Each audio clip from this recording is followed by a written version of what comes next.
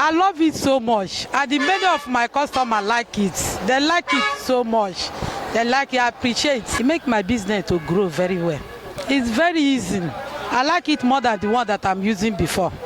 I like it very well. I like it. I pray to God. I pray to God to help me to increase it to the highest level. Thank you very much. And I want you to say one or two things to the people that donated this, that presented the grilling machine to you. I pray for them. They will not lack. They will not lack. God will raise everything about them up. Mo fẹ́ bèèrè lọ́wọ́ yín, báwo lè ṣe rí kíní grilling machine tó ń lò láti máa fi ṣe àgbàdo yìí?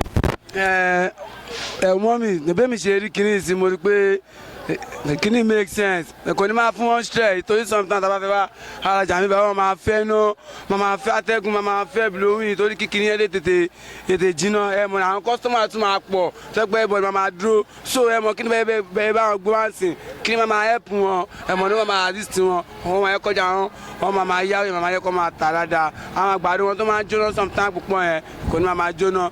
Everything máa lọ regular. Bẹ́ẹ̀ bá wọn gbé kíní wa try and ó jẹ́ make sense. Ọlọ́run máa tún ọ̀nà àtàyọ̀ ẹ̀yìn náà ṣe bẹ̀rẹ̀ báwọn gbé wa kò ṣe kan kàtẹ́ iṣẹ́ máa kún ẹ́ níyà ẹ̀mọ́ ibi tó wà yìí iṣẹ́ lè kún gbogbo tọ́yẹ̀ ti ń dáná ẹ̀ kò sí nǹkan dọ̀tí bẹ́ẹ̀ ẹ̀mọ́ ni environment wọn clean everywhere wà pa so bọ́ ìgbé wa wọ́n tó fi assist wọn ni ọjà máa fi move ọjà máa receive money díẹ̀díẹ̀ ọjà máa tà lágbọ́rọ̀ lọ ẹ̀yin náà tẹ bá wọn assist wọn náà ọ̀nà tí náà máa ṣí torí kí n tẹ gbé wa it's a good quality idea. Thanks, Mama. Eshamo. I love this. This is very beautiful and good idea because it makes sense. O jẹ́ kí àgbàdo yẹn look fresh, and then ẹni tó bá máa jẹ́ kó máa attract customer because nǹkan tó ń lò tẹ́lẹ̀ yẹn ó wà stressful, and then enough eats.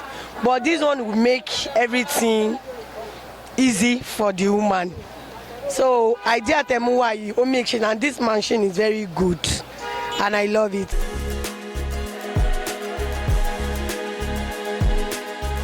Customers they come? Yes, ma'am. They come? Yes. Okay. How you go fit take compare am to the thing wey you dey use before? Wetin be the difference? They different well. This one is a confirm. This one dey easy for me. If I don't put charcoal, I'm okay. It's easy for me. Very nice. Is very, very fine. Is very good, more than the one I'm using before. If I put smoke, everything, but this one is portable. It's very fine, very fine. Oh no, customers are coming now. Unlike before, customers are coming. My plan is that I still need more things to add there, yam, plantain, so that customers will be coming. I will make this thing. I will make stew, fish, put everything together, so that customers, the thing will be attracting customers to come and be buying.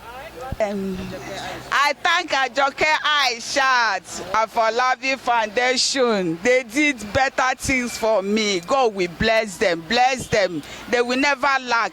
God will anything that they are looking for, God will provide for them in the name of Jesus. Amen. Thank you very much. Thank you very much. It's really nice and it's better for the business.